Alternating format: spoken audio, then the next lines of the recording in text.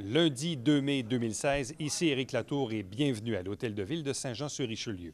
À l'occasion de cette séance du Conseil, l'ex-conseiller municipal Alain Laplante a questionné le maire Fecteau sur le changement au règlement, la levée du moratoire pour l'implantation d'un cinéma dans le secteur de l'ancien boisé Douglas.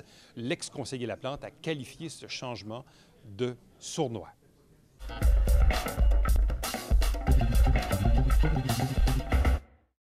Je voulais parler, messieurs, du 350e. Alors, comme vous le savez, chers citoyens, se fait un gros projet au niveau de la ville de Saint-Jean qui s'appelle Portrait d'une ville. En fin de semaine, les gens étaient au Pasquier. Donc, le but, c'est de prendre pas moins que 50 000 photos de citoyens de Saint-Jean.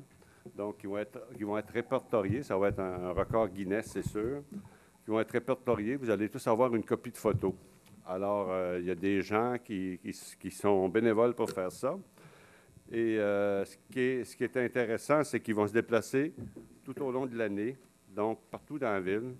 Et ça devient un défi pour nous, les citoyens, de faire participer notre famille, nos amis, nos connaissances pour atteindre l'objectif. Ce que je dis, moi, le défi nous appartient. Les gens sont là pour faire des clics et nous, on doit alimenter ces gens-là. Donc, ils vont être au Parc Marquis de Montcalm les 7 et 8 mai, puis à Bibliothèque Saint-Luc le 14 et 15 mai. Alors, je vous reviendrai à chaque séance du Conseil pour dire à quel endroit va être l'unité mobile. C'est une grosse roulotte, là, grosse remorque de 54 pieds, je pense. Deuxième point, je vais vous informer, du 14 au 20 mai, c'est la semaine militaire à Saint-Jean. Donc, pour la première fois, il va y avoir une journée porte ouverte à la garnison Saint-Jean. Donc, il va y avoir des visites, des expositions. Vous allez recevoir la semaine prochaine, chez vous, un dépliant explicatif, comme ça. Donc, on le livre à chaque porte, parce que c'est une première au Canada d'avoir une semaine militaire de cette envergure. C'est plusieurs centaines de milliers de dollars que le gouvernement du Canada, via le militaire, injecte pour justement rendre accessible à la population tout le volet militaire de la ville de Saint-Jean-sur-Richelieu. Donc, c'est une activité à ne pas manquer. Il y a des activités pour tout le monde, pour la famille, des visites, le reste. Alors, je vous invite, je n'irai pas plus loin, je vous invite à prendre connaissance des clients que vous allez recevoir chez vous et vous allez avoir de belles activités gratuites tout au long de la semaine. Je vous remercie beaucoup.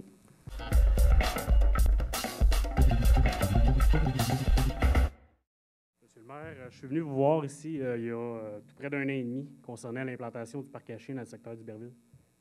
Petit message aussi, ce n'est pas une grosse demande que les gens ont là, pour l'arbre, je pense que c'est légitime.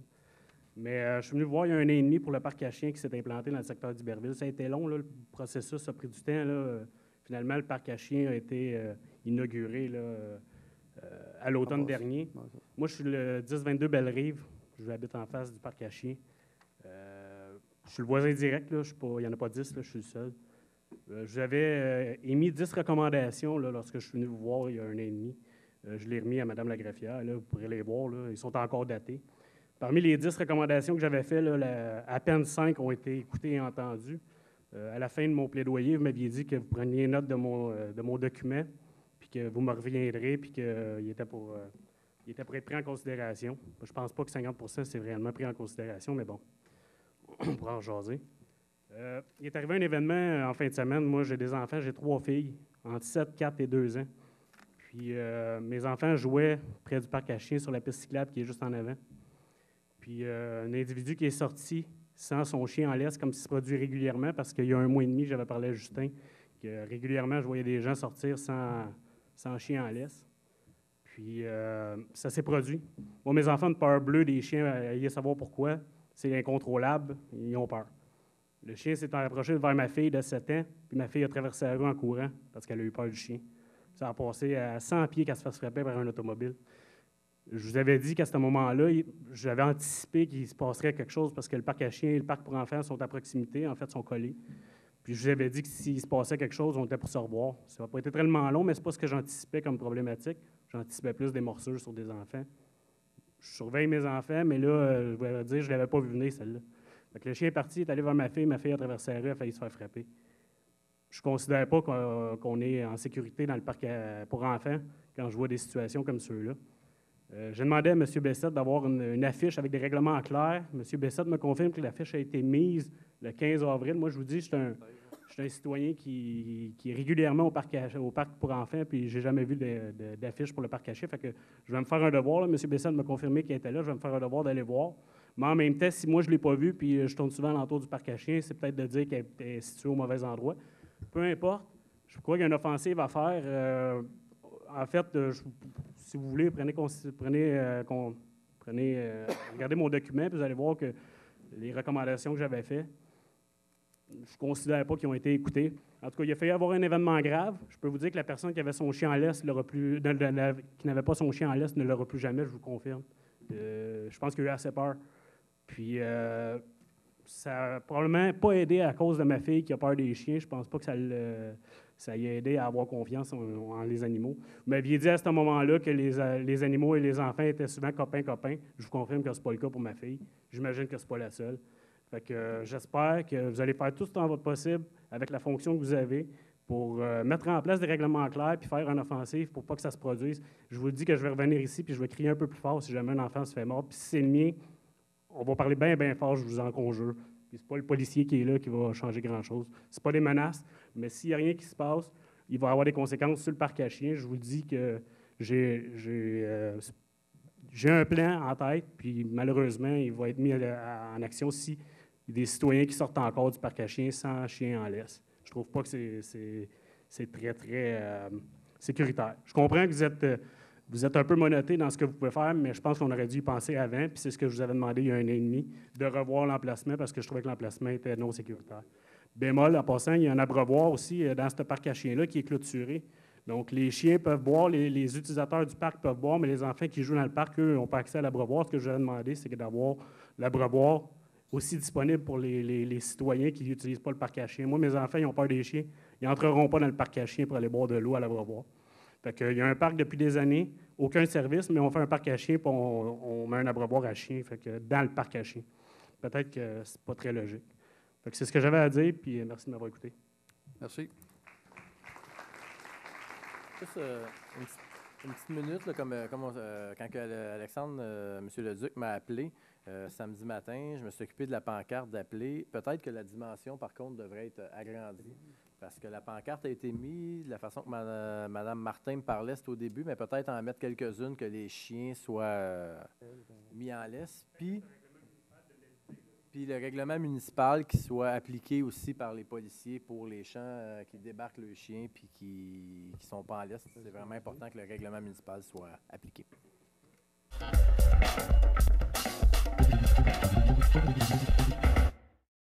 Bonsoir, M. Fecteau. Bonsoir. Membre du conseil. Bonsoir, Alain Laplante, 66 rue de Musset à Saint-Jean-sur-Richelieu. M. Fecteau, lors de la dernière séance, vous avez sournoisement voté un règlement qui visait à modifier les usages de la zone C1052 afin d'y permettre les appareils d'amusement. Lors du vote, personne n'a mentionné que les objectifs de ce règlement-là.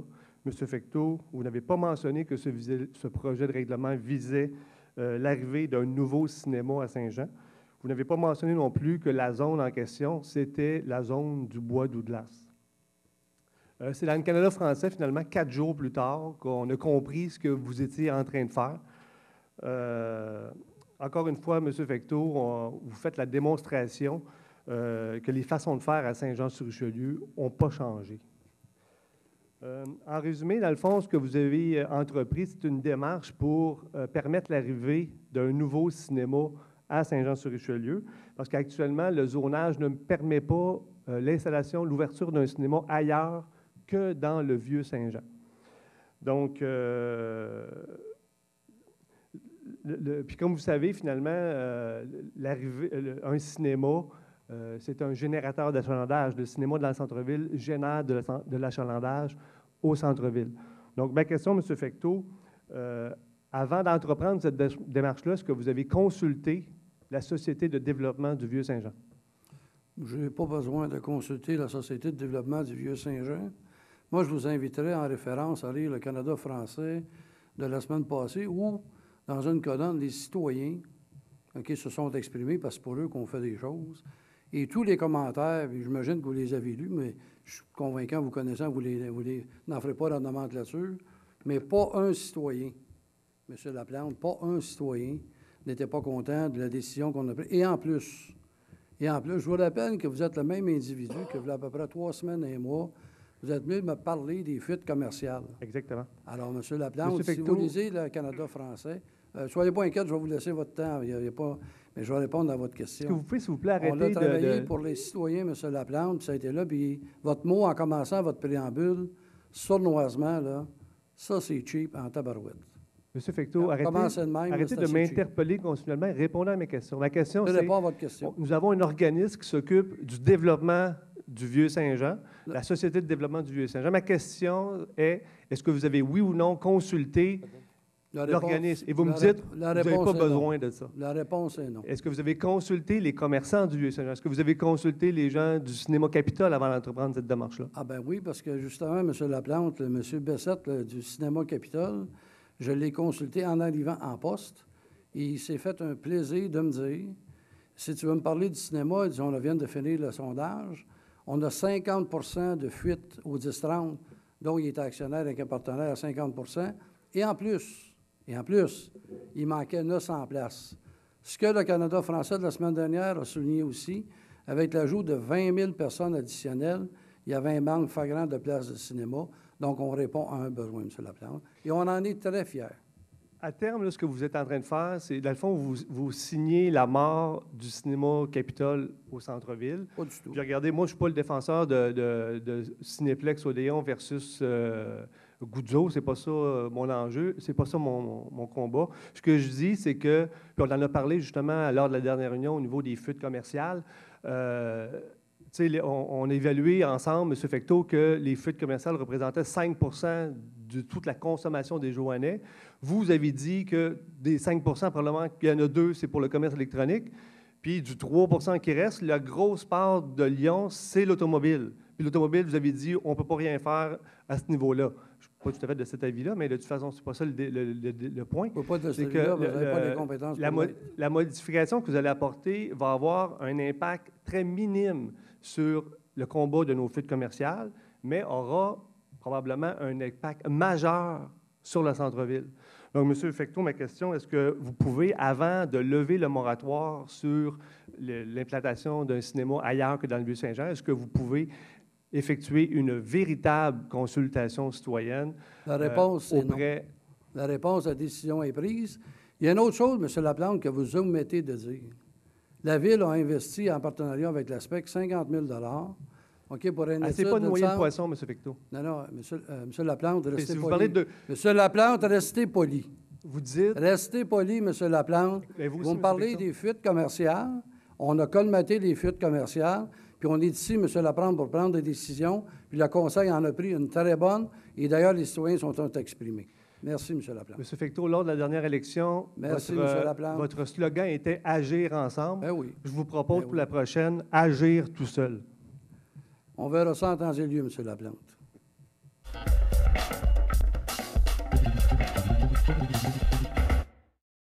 Bonjour, M. le maire. Bonjour, les conseillers. Bonsoir.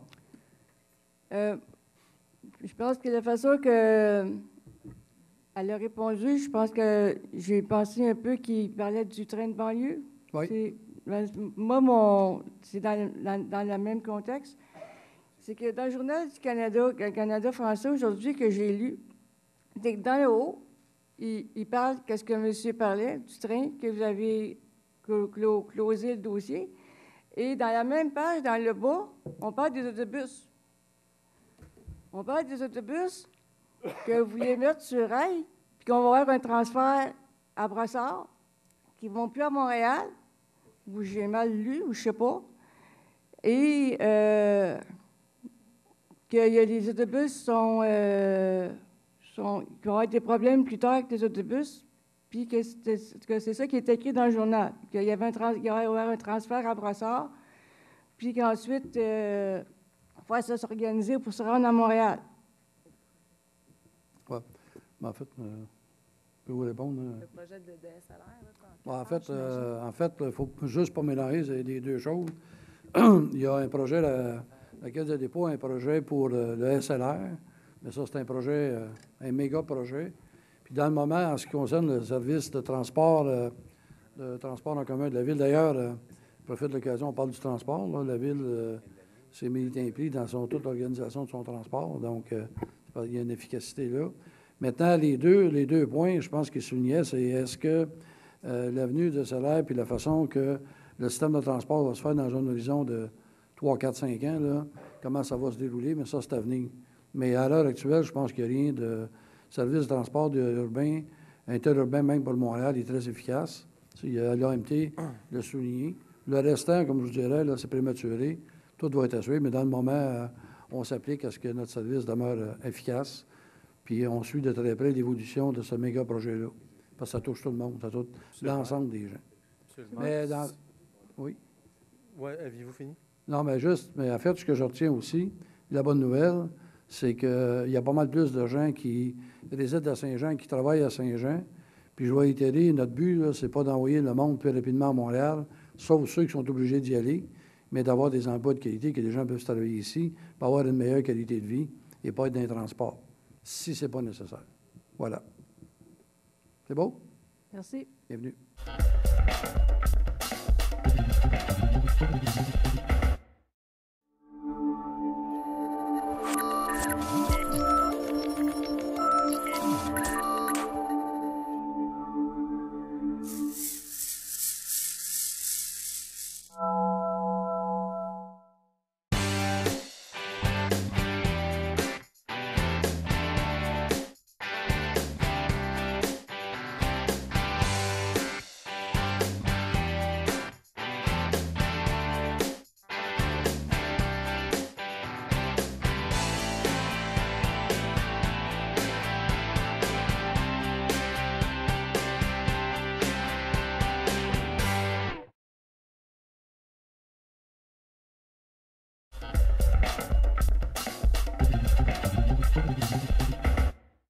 Mon premier commentaire, je vais pousser sur le point de M. Fontaine concernant, je pense que justement, je sais qu'ils ont parlé souvent du complexe du centre, mais je pense que comme ville, on devrait s'assurer de voir avec Richelieu, Chambly, Saint-Jean, même Granby, Bromont, peut-être pour voir si on est capable de le rapprocher justement pour décongestionner la 30.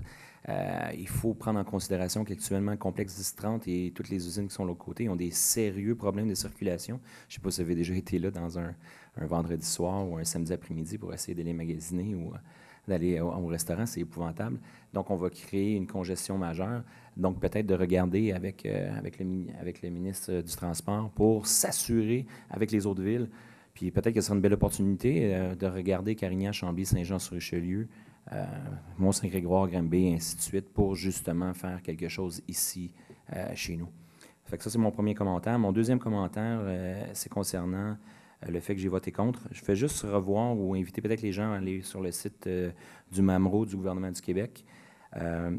C'est juste il parle de la séance du Conseil, vous pouvez lire, après ça, vous ferez votre opinion, mais voici mon opinion et les raisons pour lesquelles je suis contre. C'est loin d'être exclusif aux élus. La séance du Conseil de la municipalité invite à la participation de la population. Les citoyens peuvent assister aux séances et interroger leurs représentants sur les décisions politiques durant la période de questions.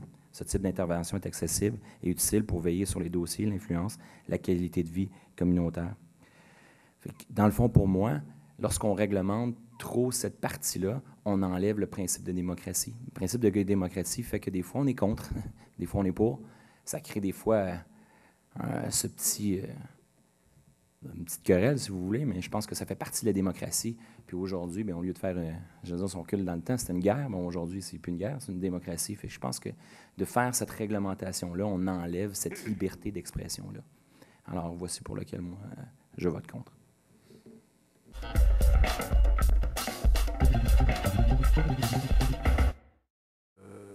D'autoriser l'emplacement d'un cinéma dans le quartier, dans le coin du Douglas, ça va vider le centre-ville, puis ça a un impact considérable sur le centre-ville.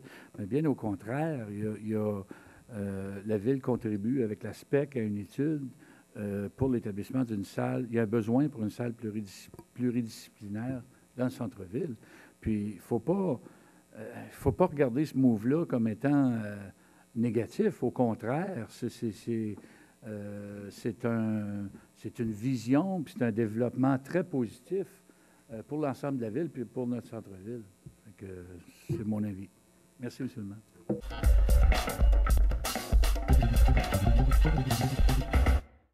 En réponse à monsieur concernant l'étude de l'AMT que j'ai devant moi ici, on parle de plusieurs projets de transport. Puis je pense que tous les projets de transport sont louables, bien ainsi que le train de banlieue, tout ça. Je trouve que c'est tous des beaux projets, mais on ne peut pas s'étendre sur 1 million de projets, je pense, à la fois. Je pense qu'on devrait focusser sur un système de transport qui fonctionne, l'améliorer, puis après ça, s'il y a des demandes, passer à un autre appel, donc passer à un autre système de transport pour solutionner. Selon l'étude ici qu'on a reçue, quand que je parlais de carnivorisme, là, de cannibalisme, je veux dire, d'un système de transport à l'autre, là, c'est que selon les demandes de notre région, on parle de Saint-Philippe-Saint-Jean pour le train, il parlait d'à peu près 30 30 mais en contrepartie, si on fait la comparaison, se rendre à Montréal par train à partir de Saint-Jean, ça prendrait 60 minutes. Puis, ça serait des trajets qui seraient disponibles aux 35 minutes. Versus l'Express, l'autobus de Saint-Jean, qui est aux 5 minutes à l'heure de pointe, ça prend entre 40 et 45 minutes. Surtout qu'il va y avoir une voie réservée qui s'en vient juste qu'à l'autoroute 30, dans le centre la 10, ça va être encore plus efficace. Le deuxième point, c'est les coûts qui sont reliés à ça aussi. C'est une facture estimée de 2 millions à 3,2 millions qui demanderait à la Ville de payer, à la Ville de Saint-Jean seulement, puis une facture de 4,73 millions qui serait refilée aux automobilistes, parce que là, il faudrait faire partie de l'AMT. Le dernier point, l'AMT est fragilisé avec des différentes lois qui vont être passées, donc on n'est pas certain encore de ça. Alors, je ne vous dis pas que je suis contre des projets comme ça, mais il faut regarder les choses en face, puis il faut voir aussi c'est combien que ça va nous coûter, ces nouveaux projets-là. Puis je réitère le fait que si vous avez un courriel, j'aimerais personnellement vous l'envoyer, cette étude-là, pour pas que ça tombe dans les oubliettes puis que vous en preniez connaissance. Dans un deuxième temps, j'aimerais parler des feux extérieurs. Dans mon secteur, Vieux-Saint-Jean, Vieux-Iberville, les gens font des feux. J'ai certains citoyens qui m'interpellent à chaque année, puis je vais en parler parce que je les comprends. On veut réduire les émissions de gaz à effet de serre, on veut travailler pour l'environnement, éviter le smog. On a des règlements à la Ville que je crois qui sont pertinents, d'avoir un foyer fermé. Il y a des règlements comme ça qui sont corrects. Pour le centre-ville, j'aimerais ça qu'on soit d'autant plus vigilant. Je regardais ici le petit carnet de rapport annuel du service de pompiers qui dit qu'en 2015, là, on a eu 125 plaintes pour des feux extérieurs ouverts. Donc, ça serait bien d'avoir des gens, des pompiers qui sont là, puis je sais qu'ils travaillent puis qui répondent aux demandes des citoyens, mais peut-être travailler sur un règlement de faire des règlements pas de feu ou faire des feux seulement entre 7h et 11h ou 7h. Parce que ça devient nuisible pour certains citoyens, surtout ceux qui habitent dans des duplex, des triplex, puis qui respirent cette boucane-là. Il y a des feux qui n'en font pas de boucane, mais il y a d'autres personnes qui font des feux, qui ne regardent pas, qui ne s'en occupent pas. Ça fait de la fumée, ça fait du smog, puis il y a des gens qui peuvent appeler les pompiers 10, 15, puis 20 fois pendant l'été. Puis je peux comprendre comment est-ce que ça peut être fatigant d'avoir un camping à air ouvert dans son secteur. Donc, je ne veux pas légiférer, je ne veux pas empêcher les feux parce que c'est vrai que c'est le fun de s'asseoir autour d'un feu en famille puis brûler des marshmallows, mais je veux que certaines personnes aient le respect de ses citoyens, de ses voisins aussi. Donc, je ne sais pas si on peut regarder quelque chose. Moi, si j'interpelle la population, c'est de dire faites attention puis soyez respectueux de vos voisins dans un premier temps pour nous éviter de faire plus de règlements. C'est pas ça que je veux, mais en même temps, je comprends, c'est bon, pour l'environnement, puis il y a beaucoup de gens qui ont de plus en plus des problèmes respiratoires, donc c'est fatigant pour leur milieu.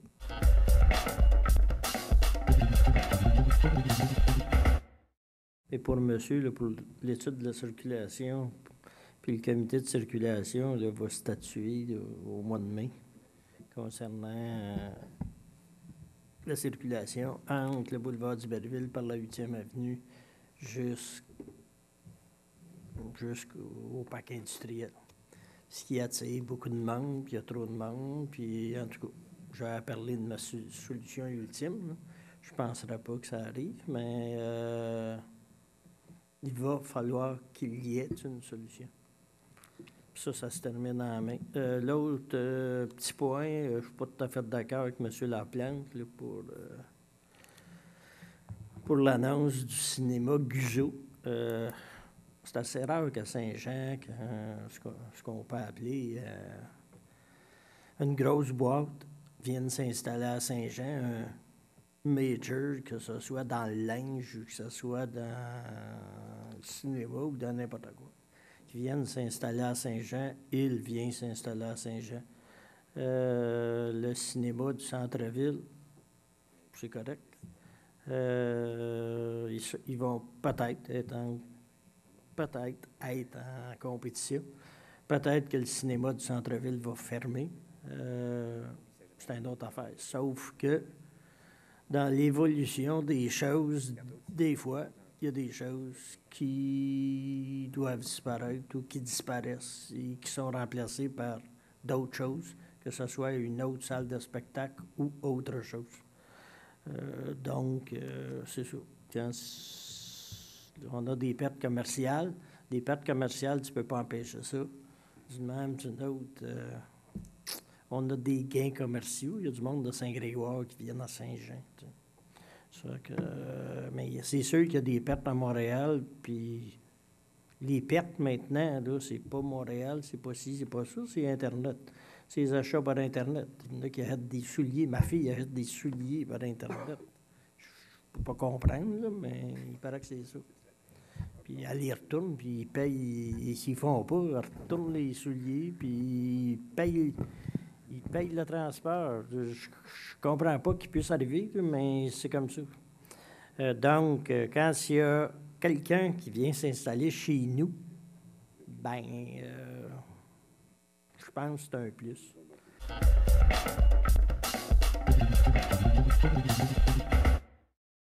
Merci d'avoir été là. On se fixe rendez-vous la semaine prochaine alors que nous allons vous présenter de nouveaux extraits de la prochaine séance du Conseil prévue pour le lundi 16 mai. Et puis nous, 2 jours plus tard, le mercredi 18, on vous présentera bien sûr ces nouveaux extraits.